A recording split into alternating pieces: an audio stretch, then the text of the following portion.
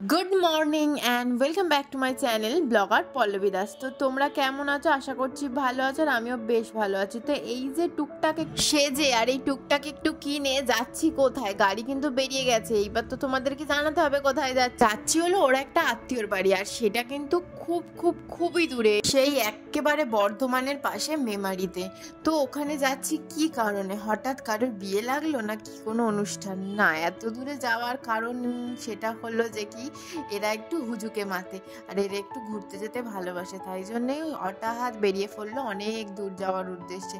কিন্তু দেখেছো রাস্তায় কি কুয়াশা, এত কুয়াশা যে কুয়াশায় কিছু দেখাই যাচ্ছিল না। তারপরে পাপা ওখানটা মুছে দিল মানে কাজটা, তারপরে দেখা গেল আর এই যে যার বাড়ি যাচ্ছি সে সাইকেল করে আমাদেরকে তার বাড়ির রাস্তা দেখাতে দেখাতে নিয়ে এলো, আর নিয়ে এসে দাঁড় করিয়ে দিল। আর এখানে হচ্ছে এই যে গেট, বেড়ার গেটটা খুললে তবেই আমরা ঢুকতে পারবো। তো বেড়ার গেট খুলে দিয়েছে আর আমরা ঢুকে গেছি। ঢুকে গিয়েই দেখছি যে দাদাটা আমাদেরকে দেখিয়ে নিয়ে এলো, ওই দাদাটাই এখন বানাচ্ছে হচ্ছে বনফায়ার। তো বনফায়ারের জন্য রেডি হচ্ছে। আর এই দেখো ওদের বাড়ি, মানে এই ঘরটায় ঢুকে গিয়ে আমি চেঞ্জ করে একটু কুর্তি টুর্তি পরে একেবারে ঝিঙ্গালালা হয়ে গিয়ে একবার নাচতে শুরু করে দিয়েছি। ঠান্ডার মধ্যে এরকম গরম গরম তাপ, কি মজা বলো। তার গেটটা তো দেখেই বুঝতে পেরে গেছো এটা গ্রামের দিকে, আর গ্রামের দিকে ঠান্ডাটা একটু বেশিই পড়ে। তার কারণটা হচ্ছে গাছপালার জন্য, আর কোনো কারণ নয়।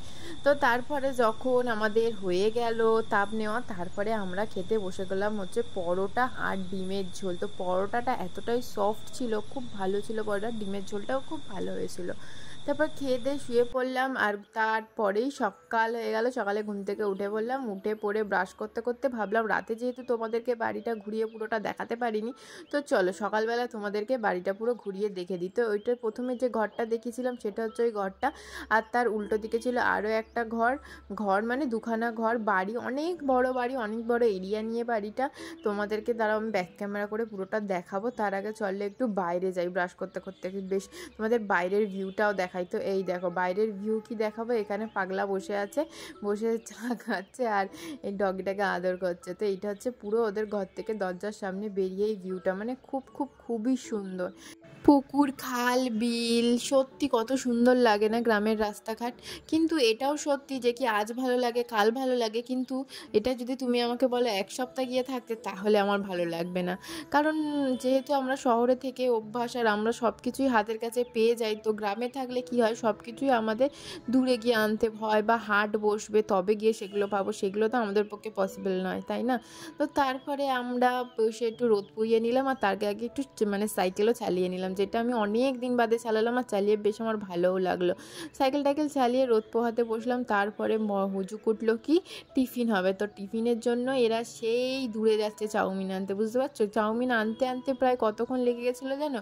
প্রায় হচ্ছে তোমার ঘন্টাখানেক লেগে গেছিলো, মানে এতটাই দূরে হয়। ওই জন্যেই গ্রামে মানে থাকতে এক দু দূরের জন্য ভালো লাগে, তো একেবারের মতো থাকাটা কোনো দিনই পসিবল হয় না।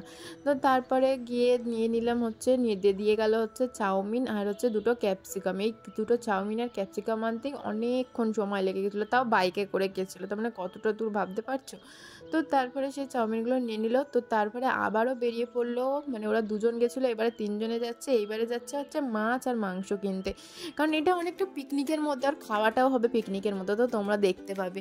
তো চলো এরাও বেরিয়ে পড়ছে, চলো এদেরকে টাটা করে দাও, টাটা বাই বাই। কিন্তু বেরিয়ে তো পড়েছে, ওরা ভুলে গেছে ব্যাগ নিতে, জানো? তারপর গিয়ে কিছুটা আটকে গেছে, মানে দাঁড়িয়ে পড়েছে। তারপরে আবার ব্যাগ নিয়ে আমি ছুটে পাপার কাছে গেলাম, পাপাকে দেখে না এক করে হাত বাড়িয়ে এবার মানে ম্যারাথনের দৌড় লাগাবে, পুরো ছুটে গেল, গিয়ে তারপরে আবার দিয়ে এলো।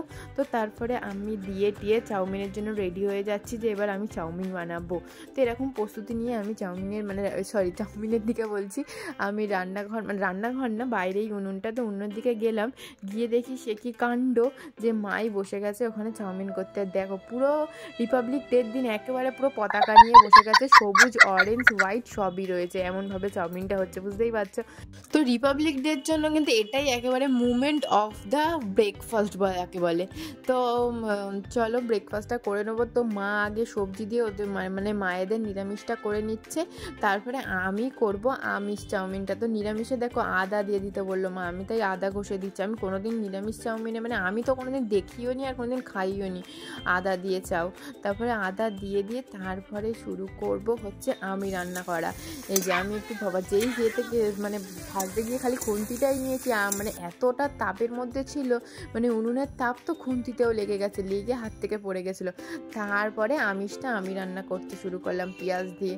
নিরামিষ চাউমিন দেখো ওইদিকে অতটা হয়ে গেছে, পুরো মানে আধ গামলা হয়েছে। আর যখন আমিষ চাউমিনটা করেছিলাম একবারে 1 গামলা হয়েছে 10 জনের। তো 2খানা ডিম পটপট করে দিয়ে দিলাম, দিয়ে চাউমিনটা রান্না করে নিলাম। এই দেখো তাহলে কতটা হয়েছে, একেবারে 1 গামলা চাউ। খাবো হচ্ছে আমরা 10 জন। 10 জন ঠিক না, হ্যাঁ না 9 জন ছিলাম আমরা।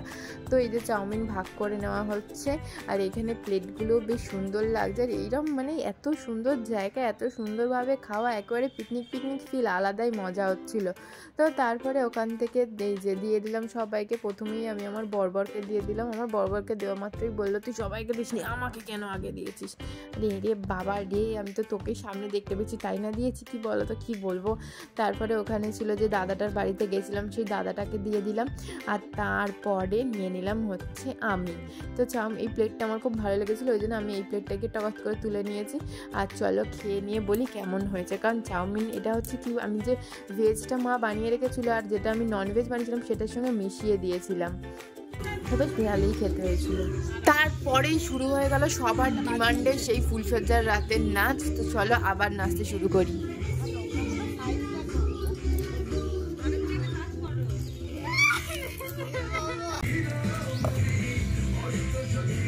কি হচ্ছে কি?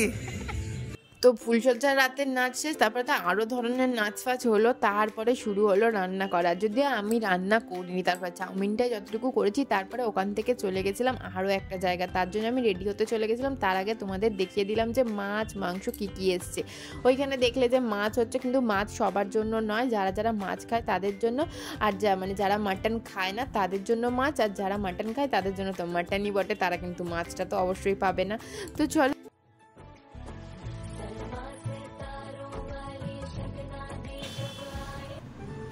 বেরিয়ে পড়ছি। এখন যাচ্ছি হচ্ছে কোথায়, একটা মন্দিরে। আর এই দেখো সেই তারাপীঠের শাড়িটা পরে নিয়েছি আজকে। আর এই শাড়িটা পরলেই আমি দেখেছি কোনো না কোনো মন্দির দর্শন আমার হয়ে যায়। তাহলে আমি ভাবছি শাড়িটাকেই আমি একবারে সুন্দর করে গুছিয়ে রেখে দেবো। এটা হচ্ছে আমার মন্দির দর্শনের শাড়ি, খুব শুভ শাড়ি। এটা আমি কোথাও নিয়ে গেলেই আমার বেশ সুন্দর একটা মন্দির দর্শন হয়ে যায়।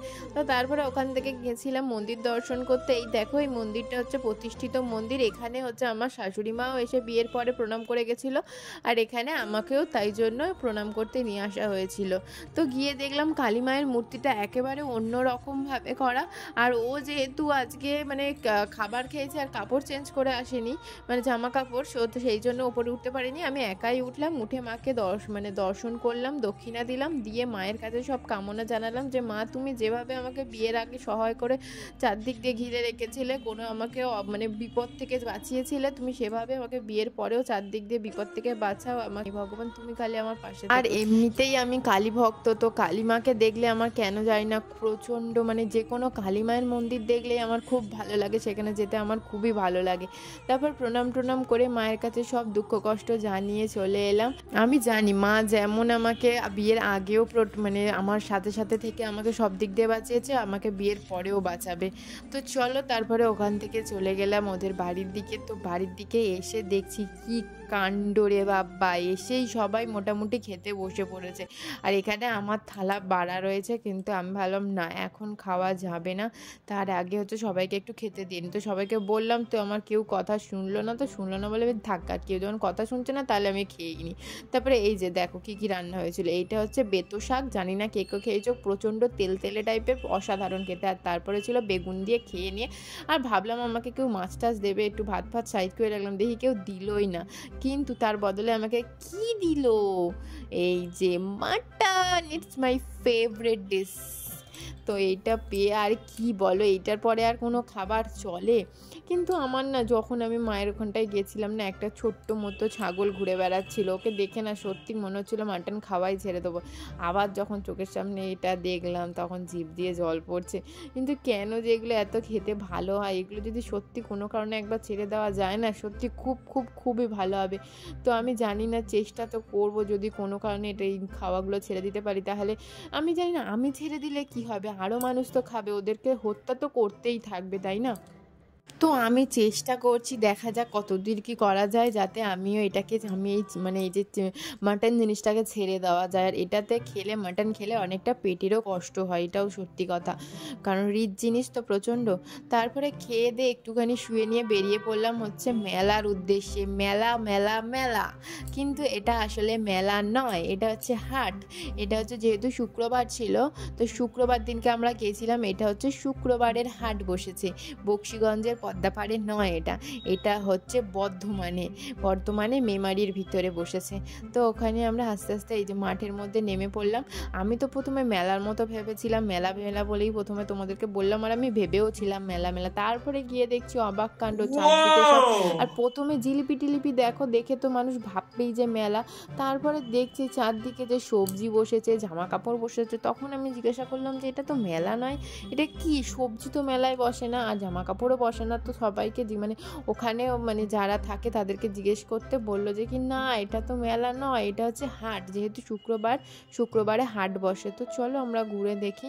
তো এই দেখো এখানে জিলিপি, আর এই দেখো এখানে হচ্ছে রসবড়া। প্রথমে দূর থেকে ভেবেছিলাম জিলিপি, তারপর গিয়ে দেখছি রসবড়া। আর এদিকে দেখো এই যে দেখলে ফার্স্টে জিলিপি যেটা মনে হলো, এটা কিন্তু ডাল মানে কি একটা বলে, মুগের ডাল নাকি, তাই দিয়ে জিলিপিটা মানে অমৃতর মতো দেখতে, কিন্তু খেতে মারাত্মক, অমৃতর থেকেও ভালো। এরকম আমি জিলিপি কোনোদিন খাইনি, মানে জিলিপির মতো দেখতে, এটা নাকি জিলিপি নয়, এটার কি আর একটা নাম আছে আমি জানি না। তো দেখো এখানে মানে যত যাবতীয় মানে হয় না যেগুলো মুদিখানার দোকান, এখানে যাবতীয় বসেছে। আর এখানে দেখো চাউমিন বসেছে, মানে এই একদিনই কিন্তু এত সুন্দর করে বসে, একদিনের জন্যই, তারপরে আবার সব উঠে যায়। এই দেখো ট্রেনেতে এইগুলো মাত্র 5 টাকা করে, যেগুলো আমরা 10 টাকা করে কিনি, এখন ট্রেনে বাসে উঠলে এইগুলো এখন মাত্র 5 টাকা করে কিনেছিলাম ওখানে দিয়ে। কিনে খেয়ে দিয়ে তো পেট খারাপ হওয়ার জোগাড় হয়েছিল যদিও, কারণ মাটন খেয়ে এইগুলো খাওয়ার পরে আর কার পেট ভালো থাকে আমাকে একটু বলতে পারো? তারপরে এখানে দেখলাম ট্যাকেটগুলোর দামও বেশ সুন্দর, মানে 500 550 সুন্দর জ্যাকেট। তারপরে প্যান্ট ছিল, ট্র্যাক প্যান্ট, যেরকম ওরা ওখান থেকে 100 টাকায় দুখানা ট্র্যাক প্যান্ট কিনে এনেছে, যেগুলো এখানে প্রায় 150-200 টাকা, মানে ওরা 150 বলেছিল, তারপরে বার্গেনিং করে ওটা 100 করে নিয়েছি। আর যখন এখানে যেগুলোকে আমরা যখন বলে যে 200-250, তখন তো বার্গেনিং করে ওটা 150-ই আসে। তো আমার দেখো এই যে মেয়েদের জ্যাকেটগুলো বেশ ভালো লেগেছিলো নিচের, এই যে এইগুলো দেখো। কিন্তু আমি ভাবলাম ওখান থেকে কিনবো, যদি কোনো প্রবলেম হয় তাহলে কি করে ফেরত দেবো, আর হাট তো একবারই বসে শুক্রবারে, আর এটা তো অনেক দূরেও, সেই ভেবে আর কিনলাম না। তো তোমাদেরকে হাটটা পুরোটা ঘুরে দেখাই, চলো।